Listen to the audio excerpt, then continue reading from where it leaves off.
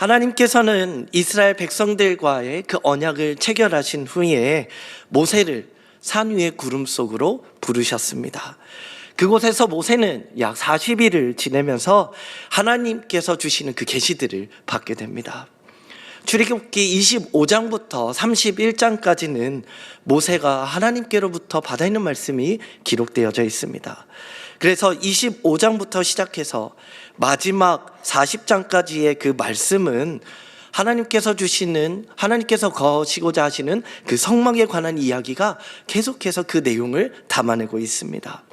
하나님께서는 성막을 어떻게 지으실 것인가, 그것들을 알려주시는 말씀과 그 말씀을 듣고 하나님께서 말씀하신 대로 성막을 준비하며 만들어가는 과정의 내용이 담겨져 있습니다. 특별히 오늘 성막을 지어가는 그 첫 시작 25장 말씀에서는요, 하나님께서는 그 성막을 지어가기 위하여서 이스라엘 백성들에게 내게 예물을 가져오너라 라고 말씀하는 것들이 담겨져 있습니다. 출애굽기 25장 1절에서 2절 말씀인데요, 우리 한 번 더 같이 한번 읽겠습니다. 시작.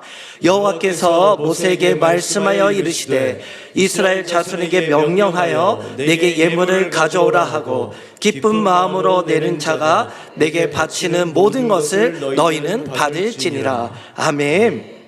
하나님께서는 하나님의 명령하신 그 성막을 지어감에 있어서 그 성막을 지을 때 능력이 없으시거나 아니면은 재료가 부족해서 이스라엘 백성들에게 너희는 지금 예물을 나에게 가져오너라 라고 말씀하시는 것이 아니라는 사실입니다.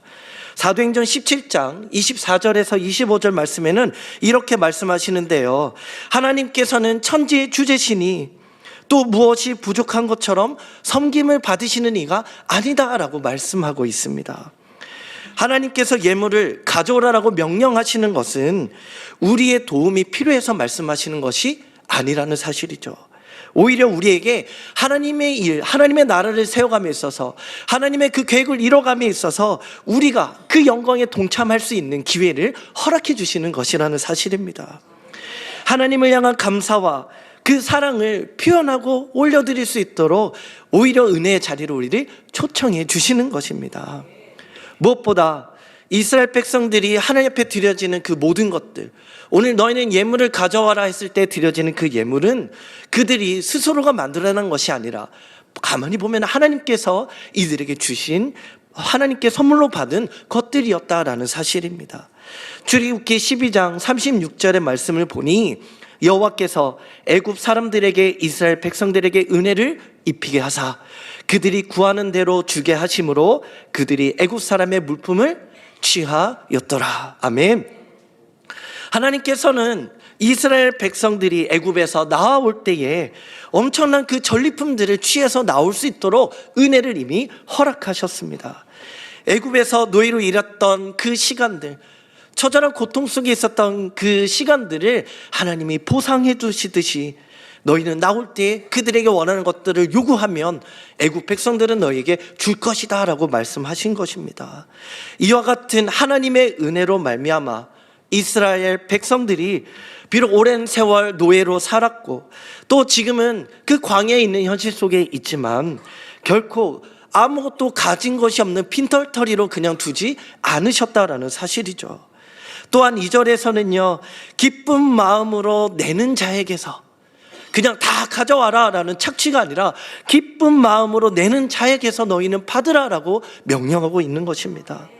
감사하는 마음으로 자원하여 드리는 그 예물이 아니면 하나님은 받으시지 않으시겠다는 것이죠.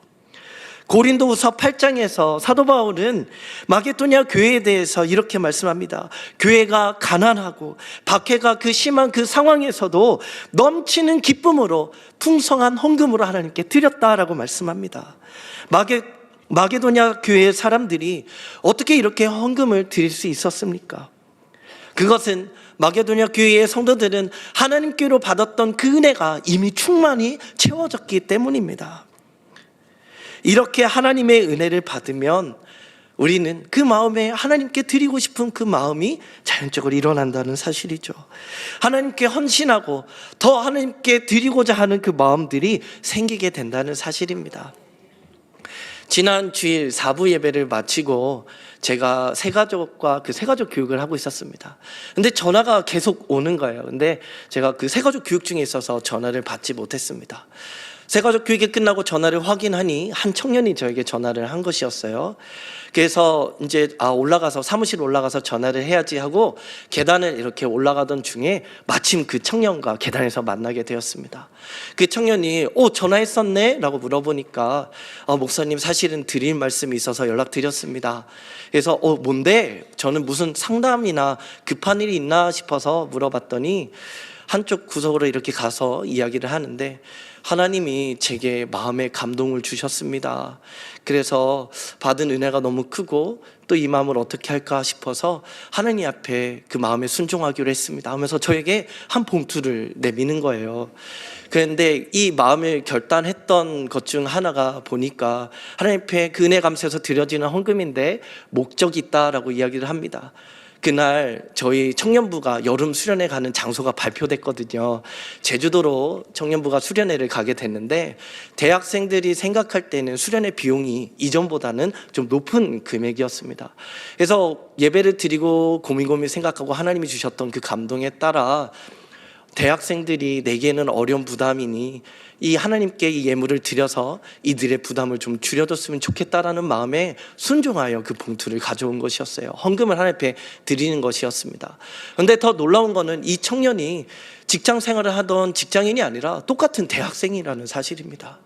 그래서 저희가 약 수련회 비용이 17만 원 정도를 측정하고 있는데 여러 명이 이 수련회비를 다 내고 갈 수 있는 만한 금액을 하나님 앞에 드린 것이죠. 이 청년이 앞에 드린 이 예물, 누군가가 말하거나 요청한 것이 아니라 하나님께 받은 그 은혜, 하나님이 주셨던 은혜가 커서 어떻게 하나님을 섬기고 교회를 섬기고 또 내게 주시는 그 아름다운 공동체를 섬길까 하는 마음에 자원하여 하나님 앞에 드려지는 이 아름다운 일들이 바로 주일에 또 있었습니다. 이 하나의 사건뿐만 아니라 많은 청년들이 하나님 앞에 곳곳에서 드려지며 하나님의 나라를 위하여 애쓰고 헌신하고 있습니다. 물론 이와 더불어 사랑하는 우리 성도님들도 삶을 쪼개어 하나님 앞에 드리고 또 각각의 귀한 예물로 또 드려지는 모습들 하나님께서 기뻐 받으신 줄 믿습니다.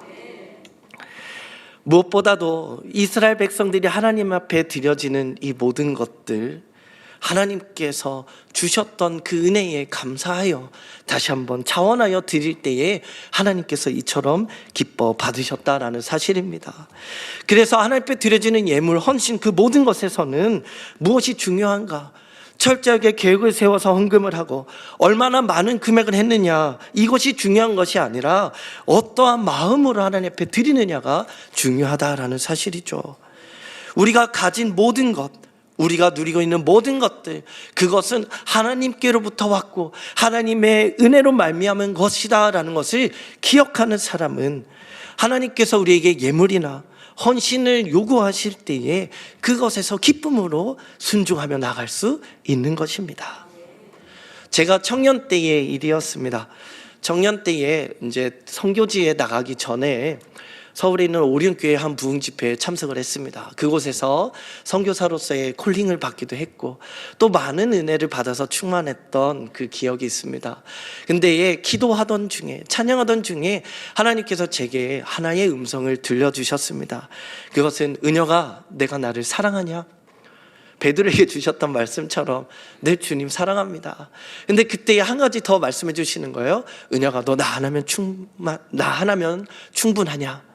네, 주님 한 분이면 충분합니다. 나 하나면 충분하니? 네, 그럼요. 주님 한 분이면 충분합니다.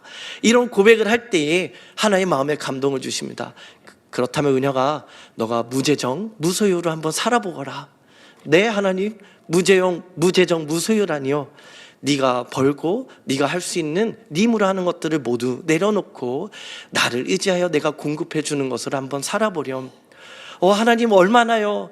그 하나님과의 그 기도와 대화 속에서 6개월 정도를 그렇게 살아보라라는 감동이 있었습니다. 그래서 그때에 은혜가 너무 충만하고 하나님 앞에 너무나 감사해요. 이미 선교사로 내 삶을 다 드렸기에 6개월쯤이야 하고 내 기쁜 마음으로 순종했습니다. 이 기쁜 마음으로 순종하는 이 기쁨, 이 6개월 기간 동안 어떠한 일도 또 어떠한 제 노력으로 먹는 것 이상의 그 많은 것들을 노력하지 않고 살아보았습니다. 그 기간 힘든 일도 있었습니다. 차비가 없어서 걸어가기도 해야 했고요. 또 누군가의 도움을 받아야 했기도 했고, 또 그때 사람을 의지하기보다는 주님만 의지하기 위하여서 기도할 때에 하나님이 응답해 주시는, 하나님이 일하시는 일들을 보았습니다. 또 이것을 경험 삼아, 이것을 은혜 삼아 선교지에 있었던 그 10년의 기간, 하나님께서 채우시고 이끄시고 하나님이 만들어가는 그 은혜들을 경험하게 되는 이때가 하나의 마중물이 되었던 일들이었습니다. 비록 힘든 순간, 또 여러 가지 일들이었지만 이것들을 기쁨으로 6개월을 정말 하루가 1년이 하루처럼 지나갔던 것처럼 제게는 지나간 그 시간들이었습니다. 왜 그랬을까요? 바로 하나님이 주셨던 은혜와 사랑의 감격이 내 안에 너무나 컸기 때문입니다. 그래서 하나님의 사람, 하나님의 백성들은요, 오히려 하나님께 예물을 드리고 하나님의 일을 위해서 헌신할 수 있다면 그것을 감격으로 즐거이 드리는 일들이 우리 안에는 당연한 것이라는 사실입니다. 우리가 하나님께 감사와 기쁨을 드릴 때에 하나님께서는 우리에게 더 큰 은혜의 길로 인도하시는 줄 믿습니다. 이어서 오늘 본문 3절에서 7절 말씀에는 하나님께서 그렇다면 요구하시는 그 예물의 목록이 나타내지고 있습니다. 우리 함께 말씀 읽어볼 텐데요. 우리 함께 읽겠습니다. 시작. 너희가 그들에게서 받을 예물은 이러하니 금과 은과 녹과 청색 자식 홍색 실과 가는 배 실과 염소털과 붉은 물들인 순양의 가죽과 해달의 가죽과 조각목과 등묘와 관유에 드는 향료와 분향할 향을 만들 향품과 호마노며 애복과 흰패에 물들 보석이니라. 아멘. 하나님이 요구하시는 예물이 있었습니다. 이 요구하셨던 예물은 성막을 짓기 위한 것들이었죠. 여기에는 금, 은, 놋, 그리고 여러 세계의 종류의 실과 동물의 가죽, 또 각종의 기름, 여러 가지 보석들이 언급되고 있습니다. 여기에 나온 모든 물건들은 이스라엘 백성들이 이집트에서 노예로 생활하는 동안에는 구경조차 하지 못했던 아주 귀중한 물건들이었습니다. 예를 들어서 우리가 이 물건 중에서 조금은 가장 저렴하게 생각하는 이 실들, 청색, 자색, 홍색 실까지도 이 고대 사회에서는 상상을 초월할 정도로 너무나 값비싼 물품들이었습니다.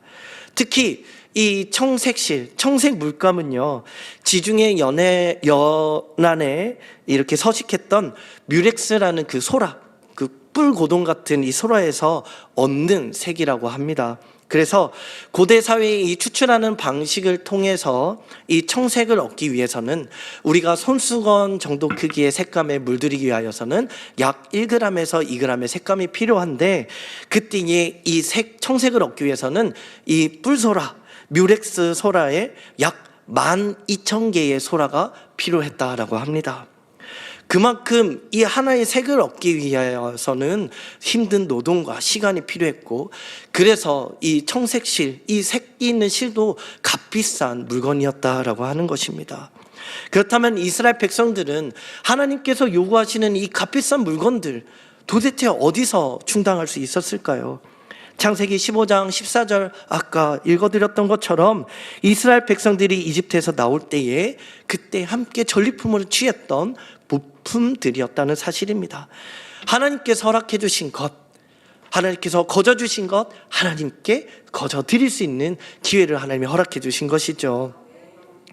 이 값비싼 목록 중에서 너무나 값비싼 재료들이지만 그 중에 또 하나의 특별한 물품들이 있습니다. 그것은 여러 비싼 목록 중에 바로 조각목이라는 것입니다. 5절 말씀에 붉은 물들인 순양 가죽과 해달의 가죽과 조각목과라고 말씀하는데, 이 조각목은 시띠 나무라고도 불립니다. 즉 우리나라로 이렇게 하면은 아카시아 나무를 뜻하는데요. 조각목, 이 시띠 나무는 생명력이 아주 강해서 황량한 이 사막 기후에서도 자랄 수 있는 식물이라 합니다. 나무입니다. 그래서 이스라엘 백성들이 지금 머무는 이 광야, 이 시내산 이쪽에서는요, 쉽게 발견될 수 있는 아카시아 나무 조각이다라는 사실이죠. 이것은 귀하고 값비싼 것을 하나도 취하여 나오지 못한 전리품으로 취하지 못한 이스라엘의 백성일지라도 하나님께 드리고 싶은 이 예물을 드리고 싶은 마음만 있다면 충분히 하나님의 나라를 위하여 하나님의 영광을 위하여 드려질 수 있는 기회를 하나님이 열어두셨다라는 사실입니다. 하나님께서는 재료가 부족해서 또 때로는 돈이 부족해서 이 헌금과 예물을 요구하시는 것이 아닙니다. 하나님께서 원하시는 것은 그 중심에 있는 우리의 마음이고 기쁨으로 하나님께 나 자신을 내어드리는 그 헌신을 하나님께서는 원하신다라는 사실이죠. 감사와 기쁨으로 나의 모든 것을 하나님께 내어드리는 그 복된 삶을 사는 우리 모두가 되기를 주님의 이름으로 축복합니다. 이어서 8절 9절에서는 이렇게 이야기하십니다. 내가 그들 중에 거할 성소를 그들이 나를 위하여 짓되 물은 내가 내게 보이는 모양대로 장막을 짓고 기구들도 그 모양을 따라 지을지니라. 아멘.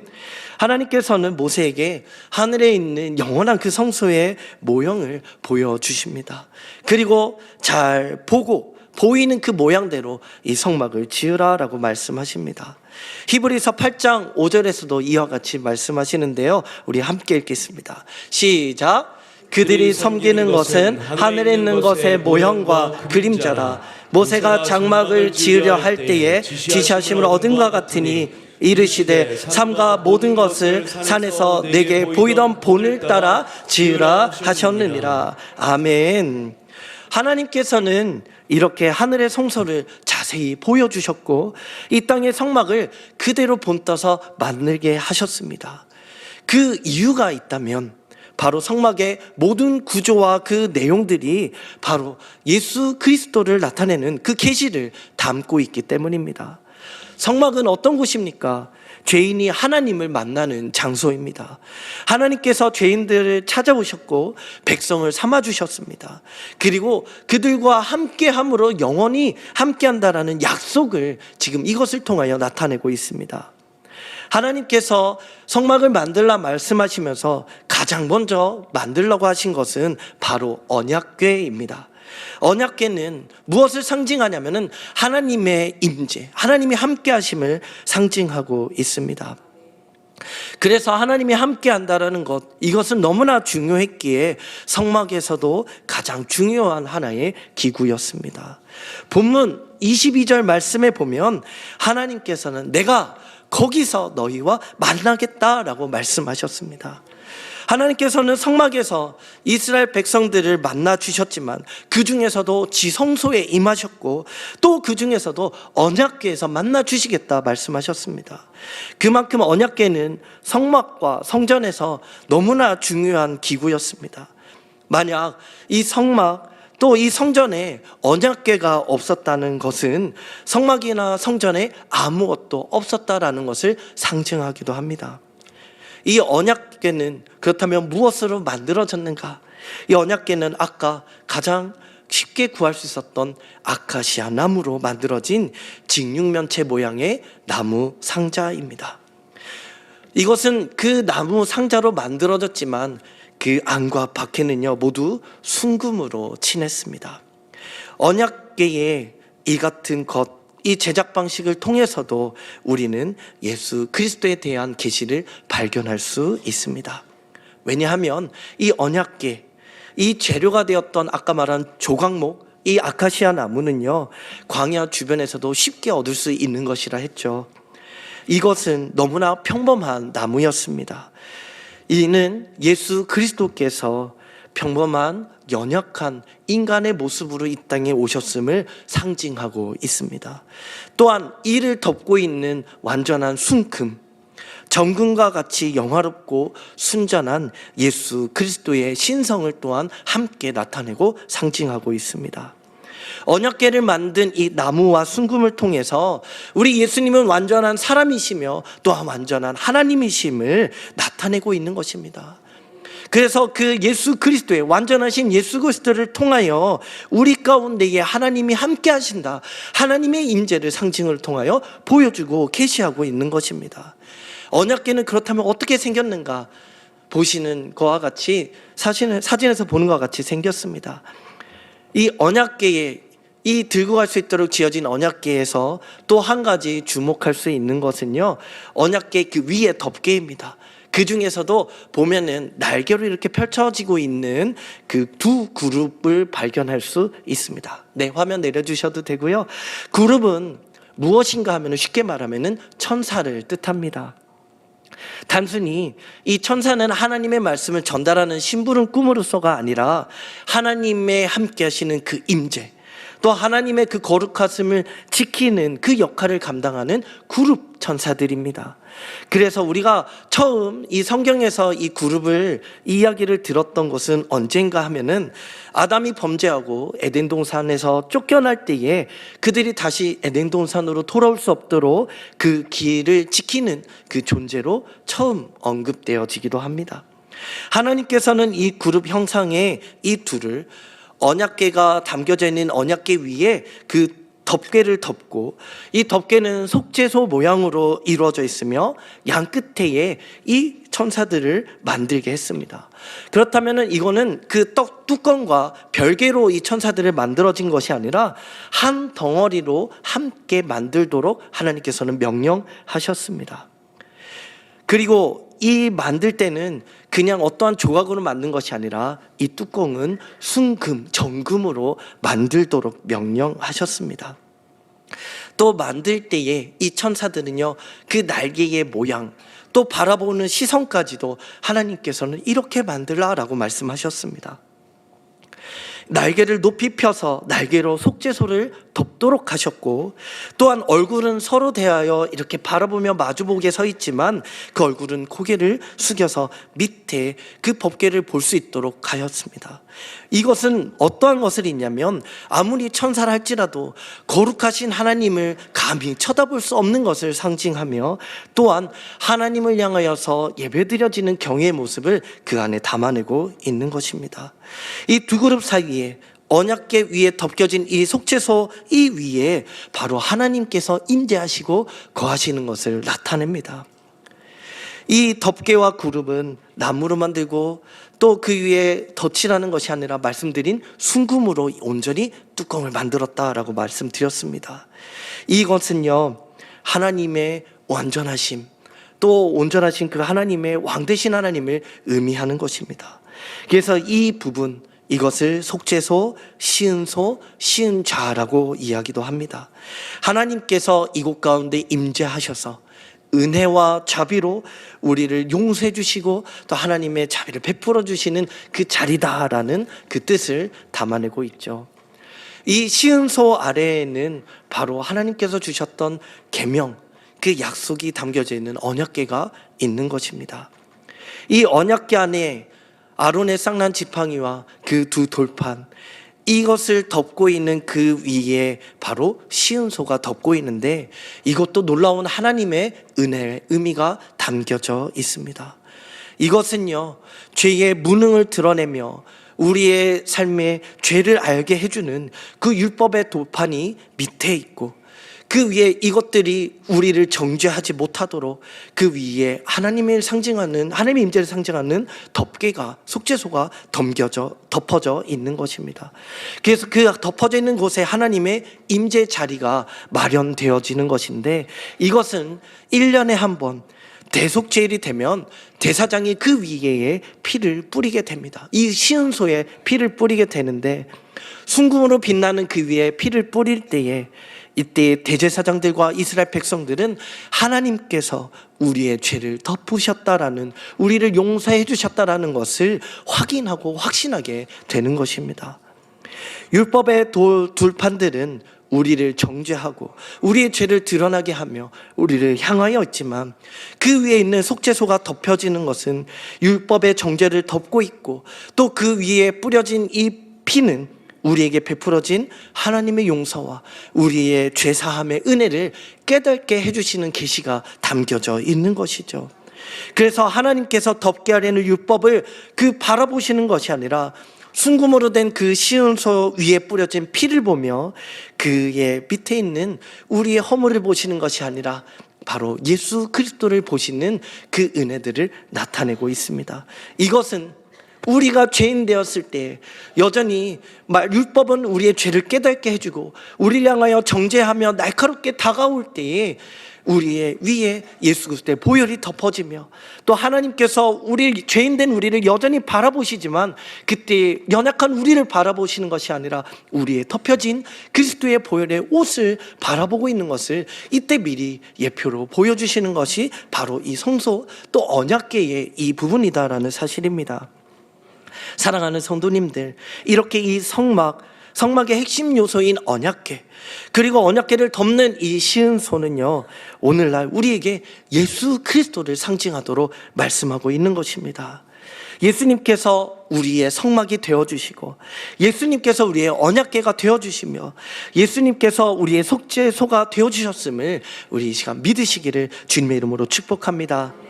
우리를 정죄하는 율법에서 완전히 우리를 덮어주시고 친히 우리를 죄에서 속하여 주시며 구원하신 그 은혜에 감사하여 하나님의 임재 속에 날마다 자유로 예배드려지는 우리의 삶이 되기를 축복하고 또한 하나님께 드려지는 헌신, 예물 그 모든 것에서 기쁨으로 주의 나라를 위해 함께 힘써 부르심의 향을 향하여 달려가는 우리 모두가 되기를 예수님의 이름으로 축복합니다. 우리 함께 이 시간 찬양하겠습니다.